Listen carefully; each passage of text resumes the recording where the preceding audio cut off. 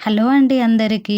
ఈరోజు మన గార్డెన్‌లో బెండ విత్తనాలు వేయడానికి నేనైతే ప్రిపేర్ చేస్తున్నా అండి. దానికోసం ముందుగా నేనైతే మట్టినంతా లూజ్ చేసుకుంటున్నాను. మట్టి ఎంత మెత్తగా ఉంటే విత్తనాలు అంత బాగా మొలకెత్తి మంచి దిగుబడినైతే మనకిస్తాయండి. అయితే కష్టం లేకుండా ఫలితం రాదంటారు కదా! అదే విధంగా ప్రతి మొక్క వెనక ఎంతో ప్రేమ, శ్రమ, ఓపిక అయితే దాగి ఉంటుంది. చిన్న గార్డెనే అయినా ప్రతి మొక్కను మనం ఎంతో కేర్‌ఫుల్‌గా చూసుకుంటే అది మనకు మంచి ఫలితాన్ని ఇస్తాయండి. అయితే చూడండి సాయిల్ అయితే బాగా లూజ్ చేసుకుంటున్నా నేను. ఎందుకంటే ఎంత లూజ్‌గా ఉంటే మనకు మొక్కలు అంత బాగా పెరుగుతాయి.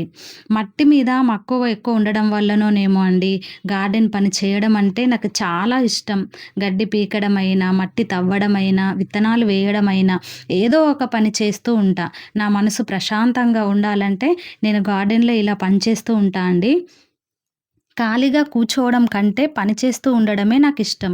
కాబట్టి నా పని నేను చేసుకోవడానికి నేనెంతో గర్వపడతా అండి. ఎందుకంటే నా గార్డెన్‌లో నేను చేసుకుంటున్నా గాబట్టి. అది ఎంత కష్టమైనా దాన్ని నేను సులభంగా ఎలా చేయాలో కూడా నేను ఆలోచిస్తూ ఉంటా అండి. ఈరోజు ఈ చిన్న బెండ విత్తనాలే రేపు మన ఇంటికి బెండకాయలుగా మారబోతున్నాయి. సో, నేనైతే ఇలా చేసుకుంటున్నా. వేస్తున్నా చూడండి. బానే వస్తాయి ఇవి. ఇలాగైతే వేస్తున్నా అండి చూడండి లైన్‌గా ఒక్కొక్క విత్తనం అయితే వేస్తున్నా. ఇవి ఒకరోజు ముందుగానే నేను నానబెట్టుకున్నానండి. నానబెట్టుకొని మనము ఇట్లా స్ట్రెయిట్‌గా లైన్‌గా వేస్తే అవి పెరిగిన తర్వాత మనకు ఎంతో నీట్‌గా కూడా కనిపిస్తాయండి. చెట్లు గూడా ఒకే విధంగా పెరుగుతాయి. లైన్‌గా ఉంటే వాటికి గ్యాప్ ఉండడం వలన అవి మంచి మనం ఏసిన ఎరువులు గూడా చక్కగా అవి తీసుకొని బలంగా మనకైతే బెండ విత్తనాలు ఎదుగుతాయి. చూడండి నేను మీకు చూపిస్తున్న ఈ ప్లేస్ అంతా బెండ విత్తనాలే వేస్తున్నా అండి. ఇక్కడ నుండి అక్కడ వరకు పొడుగుతా విత్తనాలైతే వేయడానికి ఈ ప్లేస్ అంతా అయితే చూడండి నేను ఎలా చేసుకుంటున్నానో మీకు వీడియోలో కనిపిస్తుంది. చూడండి ఇదంతా ఇక్కడ నుండి అక్కడ వరకు ప్రతి విత్తనం గూడా అలా గ్యాప్ ఇస్తూ ఒక్కొక్క అడుగు గ్యాప్ ఇస్తూ వేస్తున్నా అండి.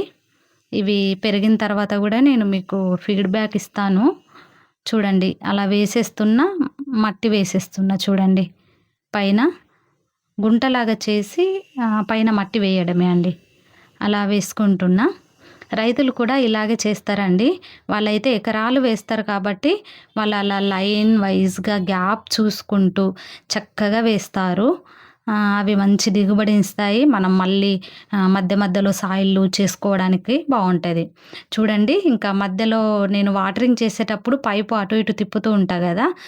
ఆ పైపు తిప్పడానికి మధ్యలో నడవడానికి కూడా మనకు ప్లేస్ ఉండాలని చెప్పేసి నేను మిడిల్ పార్ట్‌లోనైతే ఆహ్, మా ఇంటి వర్క్ నడిచిన తర్వాత మిగిలిపోయిన చిన్న చిన్న ముక్కలున్నాయండి.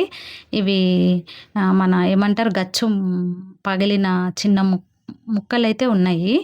ఆ ముక్కలను అలా లైన్‌గా వేస్తున్నా చూడండి. అవి చాలా బరువున్నాయండి. వాటిని నా వెనకాల నుండి మోసుకొని వస్తూ ఎవ్వరి హెల్ప్ లేకుండా చూడండి నాది నేనే చేసుకుంటున్నా అండి. ఒకరికి పని చెప్పడం కంటే నా పని నేను చేసుకుంటే నాకు చాలా సాటిస్ఫైగా ఉంటదండి. చాలా బరువుందది చూడండి. అసలు వేయడానికి గూడా రాట్లేదు.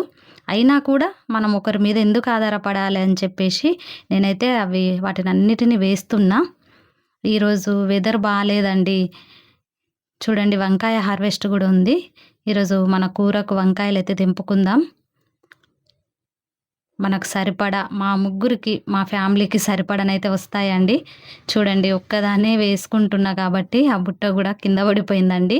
అయినా కూడా మనం అసలు వెనక్కి తిరిగి చూడకుండా మనం పనిని మనమే జేసుకోవాలండి. Thank you.